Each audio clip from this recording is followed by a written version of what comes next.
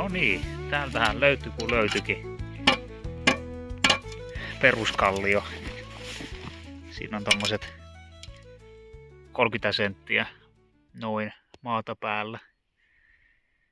Ihan tässä siis prikulleen näillä kohdin, missä tämän saunan tämän pää on tarkoitus olla. Nyt tarvii sitten vähän kaivella lisää ja katsoa, että tuleeko se sitten vielä tuolla vastaan sillä lailla, ettei tarvitse kovin syvälle lähteä kaivelemaan. Se olisi kyllä ihan mahtava juttu, jos saadaan niin kuin kaikki nurkat tästä kallion päälle. Mutta joo, tämä pää on ainakin nyt ihan selvä juttu. Tuohon tehdään kiviperit. Ja nyt voitaisiin lähteä tuolta kaiveleen, että mitä sieltä löytyy. Tässä on parit juurakot, mitkä tarvii joka tapauksessa poistaa. Niin lähdetään kaivaa jostain näiltä maan ja sitten revitään nämä samalla veksi.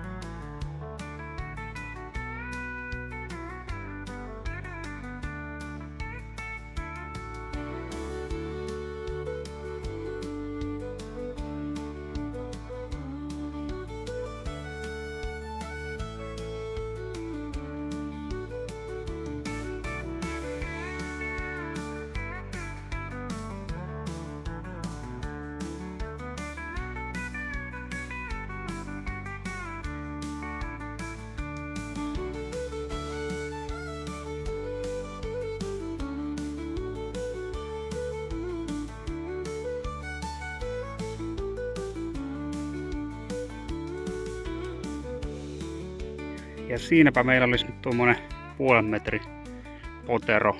Sieltä ei ainakaan vielä ole tullut mitään kallioa vastaan, mutta ottaen huomioon, että kuinka sulaa tuo maa tuolla on, niin siinä saattaisi olla kallio liki.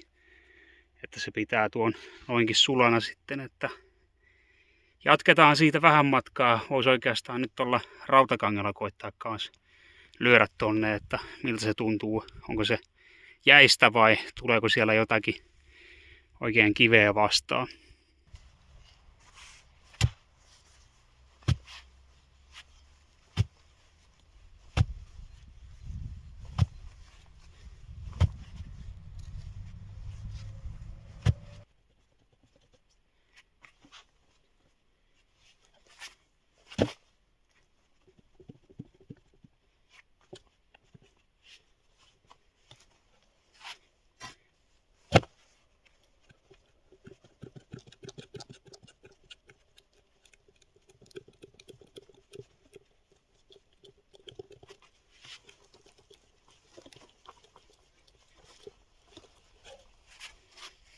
Joo, kyllä se näytti se kanki uppoavan aika syvälle tuohon kohtaan, että koitetaanpa nyt ensiksi vähän metästää, että mihin tuo kallio tuosta muualle yltää.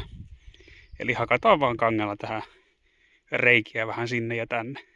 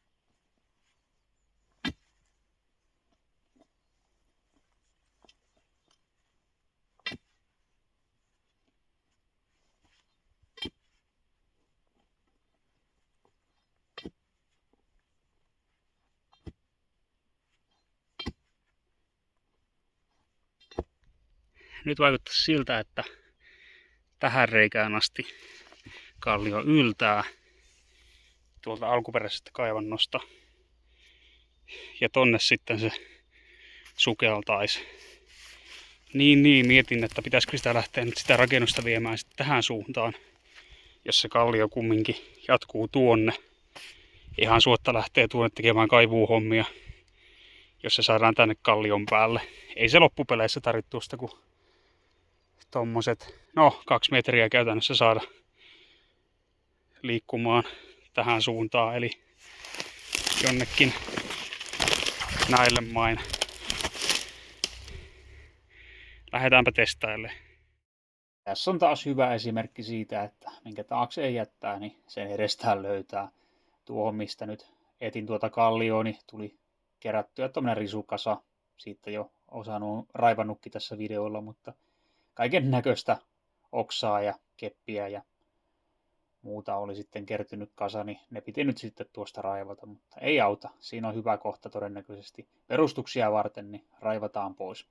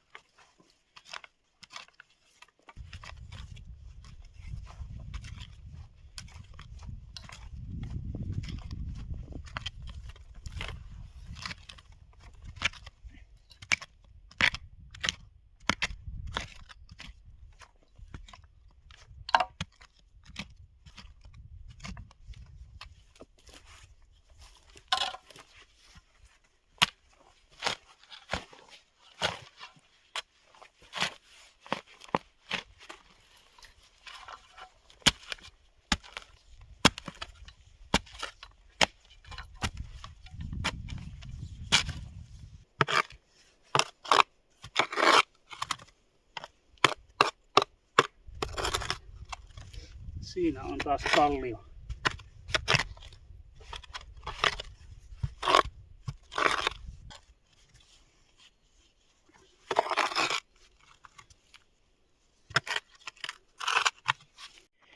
Eli tuosta se nyt lähtee ilmeisesti aika jyrkästi laskemaan tuo kallio. Ja tuosta se taas nousee tänne lähemmäksi pintaa. Niin varmaan nyt järkevin suunnitelma olisi sitten, että siirretään tuo nurkka tänne ja raivataan sitten tuo pohja tuosta tyhjäksi ja siirretään tämä koko rakennus sitten vähän matkaa tuonne, koska en nyt sitten koe järkeväksi, että pidetään tämä alkuperäinen paikka ja aletaan kaivaa monttuja, tai onhan sitä muutenkin tarkoitus hiukan vielä siirtää ja kääntää, niin siinä mielessä tuo kallio kyllä olisi aika passelilla paikkaa.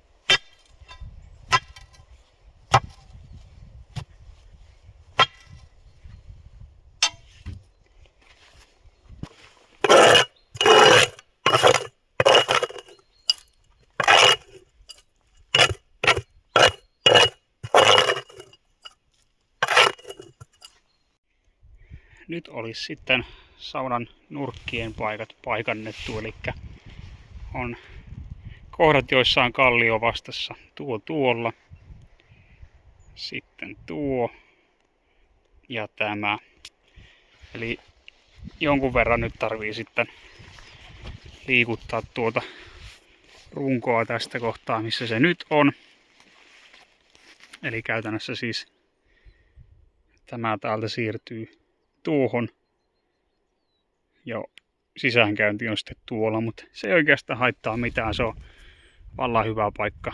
Joutilasta tilaa tuollakin. Niin siihen. Ja nyt saadaan kallio ihan joka nurkan alle sitten. Ja väliseinä on jossain näillä main. Tai keskipaikka runkossa. Niin siihenkin saadaan sitten keskivaiheelle ne pilarit, mikäli semmoiset haluaa laittaa. Tämä kallio korkeimmillaan just tästä kohtaa, että menee paremmin kuin hyvin. Vähän aikaa kun tässä nyt pyöritteli ja etsi noita kallion kohtia, niin hyvin saatiin tämä homma sitten oikeastaan hoidettua. Että pelkäsin, että jos se on pelkästään tämä kohta, missä se kallio on korkealla, niin täytyy kumminkin sitten kaivaa noita syviä perustuksia, mutta tämä on nyt sitten turha monttu. Ei välitetä siitä, mutta tuossa tässä kohtaa se rakennus sitten tulee olemaan. Tämmönen nappi kans löytyi tuolta kaivannosta. Katoin ensin, että onko siellä joku vanha raha, mutta nappihan se oli. Otin sen korjuun kumminkin, kun näytti sen verran vanhalta. Ja siinä lukee nyt sitten Equipments Militaires. Ja sen verran nyt löytyy netistä tietoa, että ranskalainen nappi. Tätä mallia valmistettu vuosina 1914-1940 ja tosiaan armeijatarvikkeissa ollut niin kuin jossakin repuissa ja kaasunaamarilaukuissa ja ratsastushousuissa ja tämmöisissä, että enpä tiedä mistä tämä nyt sitten on alun perin ja miten se on tänne päätynyt, mutta ihan hauska löytö. Täytyy katsoa löytyykö täältä vielä jotakin muita aarteita. Tämähän on nyt sitä osaa tontista, jossa oli semmoinen arviolta 1700-luvulla rakennettu rakennus. Se valitettavasti purettiin tuossa 1950-luvulla, niin ihan tarkkaa tietoa ei ole siitä, että millainen se on ollut ja mitään valokuviakaan ei ole löytynyt. Jossain ilmakuvassa näkyy lähinnä katto, niin siinä on sitten kaikki mitä sitä rakennuksesta tietää, mutta monen asian summana voi sanoa, että se todennäköisesti ajoittuu ihan sinne 1700-luvun puolelle sen rakennusajan kohta. Niin täältähän voi löytyä nyt kaiken näköisiä aarteita sitten vielä ja metalliroinaa, kun lähtisi kaivelemaan ja metallin paljastimella tutkimaan. Kyllähän tällaista on tullut tehtyäkin ja jotakin rojua on löytynyt, vanhoja työkaluja ja sen semmoista. Tässä olisi nyt semmoista ajatusta sitten seuraavaksi, että nuo tarvii suurentaa nuo kuopat ja sitten porailla tuonne kiveen reikiä ja hakata sinne harjaterästä. Saa tartunnat ja sitten valaa käytännössä ontun pohjalle kuraa sitten vaan, että saa tasaisen lähdön siitä ja eiköhän se semmoisilla teräksellä sitten tarpeeksi ankkuroidu kuitenkin. Eli joka nurkalle sama homma, että porailee vähän sinne reikiä ja sitten vartaat ja kuraperää. Ja ihan luonnonkivestä on tarkoitus tehdä ne pilarit. Tässäkin on tämmöisiä oikein hyviä kiviä. Tää on tosi komia, tommonen suorapintainen ja samaten kyllä nuokki. Ja tämä on vähän pyöreämpi, mutta kyllä siitäkin jotain saadaan. Ja täällä on iso kasa kiviä tuosta maakaapelin kaivuurasta kun nousi, niin saadaan kyllä näitäkin käytettyä. Tässä on tosi komia, aika näkyväksi kiveksi tämä. Siitähän jäi myös sitä naveton purkuurakasta monenmoista kiveä, niin niistä voisi myös blokkailla parhaimpia ja kaikkein nätimmät sitten katsoa tähän niihin näkyviin osuuksiin sitten. Saa tosi semmoiset luonnolliset kivipilarit sitten sopii tuo hirsirungon kanssa. Siinä on tuommoinen elämää nähnyt. Niin saa olla perustuskivet sitten kanssa samaa sarjaa. Tästä puuttuu edelleen nyt ne alimmat hirret, mutta ajattelin, kun tuohon saa nyt nuo perit, niin voi sitten sen päälle siirtää tai lähteä siitä veistämään sitten niitä alimpia, niin saa samalla sitten ihan pystyttää jo. En ala nyt tässä puljaamaan näitä edestakaisin, kun rakennuspaikka kumminkin siirtyy noinkin paljon. Niin otetaan tuo valuhomma nyt ensisijaiseksi hommaksi tähän saunaprojektin työlistalle. Ja sen verran on nyt sitten tämä aikataulu muuttunut tässä, että tavoite olisi syys-lokakuun vaihteessa saada tämä valmiiksi. Ja syy on se, että on tulossa tuo Amerikan vieras. Niin olisi tosi mukava päästä saunottaan se sitten tässä omassa uudessa hirsisaunassa. Mikäs sen parempaa. Se koittaa taas laittaa vähän lumisateeksi, mutta ei välitetä siitä. Ei se jäädäkseen saada tällä kertaa varmastikaan. Täällä saunan takaseinällä perustuspaikat onkin sitten hyvin pitkälti tuommoiset suorat kalliot. Siihen on kiva lähteä tekemään petiä sitten tai kivipilaria. Täällä hiukan viistopintainen, mutta aika hyvä. Ja hiukan syvemmälle piti myös mennä vähän reilussa puolessa metrissä tässä. Mutta onneksi löytyi kallio kuitenkin. Mutta näin. Kiitos kun viihdyit tämän projektin äärellä ja toivottavasti nähdään sitten taas seuraavallakin kerralla.